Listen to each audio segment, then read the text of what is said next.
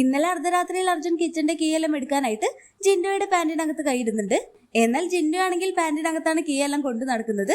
ഒടുവിൽ അപ്സരയും ശ്രീതുവും എല്ലാം ബാത്റൂമിൽ വരുമ്പോൾ അർജുൻ പറയുന്നു, എടി ഞാനിപ്പോൾ ജിൻഡോ ചേട്ടന്റെ പാന്റിനകത്ത് കൈയിട്ടു കീ എടുക്കാനായിട്ട്.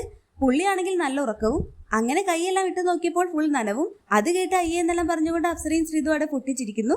അപ്പോൾ അർജുൻ പറയുന്നുണ്ട്, പുള്ളിയാണെങ്കിൽ ഉള്ളിലൊന്നും ഇട്ടിട്ടില്ല, ഞാൻ പാട്ടെല്ലാം പാടി തപ്പുകയായിരുന്നു. അപ്പോളാണെങ്കിൽ ഫുൾ നനവെന്നെല്ലാം പറഞ്ഞുകൊണ്ട് അർജുൻ അവിടെ കൈയെല്ലാം കഴുകിക്കൊണ്ട് പൊട്ടിച്ചിരിക്കുന്നത് കാണാം. അങ്ങനെ അപ്സര പറയുന്നുണ്ട്, ജിൻഡോ ചേട്ടൻ നന്നായിട്ട് വേർക്കും, ആ നനവായിരിക്കാം അത്. ഈ വൃത്തികേടെല്ലാം നിനക്കാണല്ലോ കിട്ടുന്നത്, നിനക്ക് കയ്യിലൊരു ഗ്ലൗസ് എല്ലാം ഇട്ടിട്ട് തപ്പിക്കൂടായിരുന്നു എന്ന് ഇങ്ങനെ അപ്സര അവിടെ ചോദിക്കുമ്പോൾ, അപ്പോൾ എനിക്ക് ആ കീ ഒന്ന് എങ്ങനെയെങ്കിലും കൈക്കലാക്കിയാൽ മതി എന്നായിരുന്നു. ഗ്ലൗസ് ഒന്നും ഞാൻ അപ്പോൾ ചിന്തിച്ചില്ല എന്നിങ്ങനെ അർജുനോട് പറയുമ്പോൾ അപ്സര പറയുന്നുണ്ട്, അതിനകത്ത് സാധനം നിങ്ങൾക്ക് കൂടി അവകാശപ്പെട്ടതാണ്, നീ ധൈര്യമായിട്ട് കൈയിട്ട് കീ എടുത്തോ.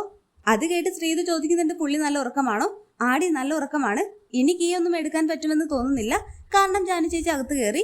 ഇനി കീ എടുക്കാൻ പോയിട്ടുണ്ടെങ്കിൽ ജാനു ചേച്ചി അത് ഇന്നല്ലെങ്കിൽ നാളെ ആ കാര്യം പറഞ്ഞുകൊണ്ട് സീനാക്കും.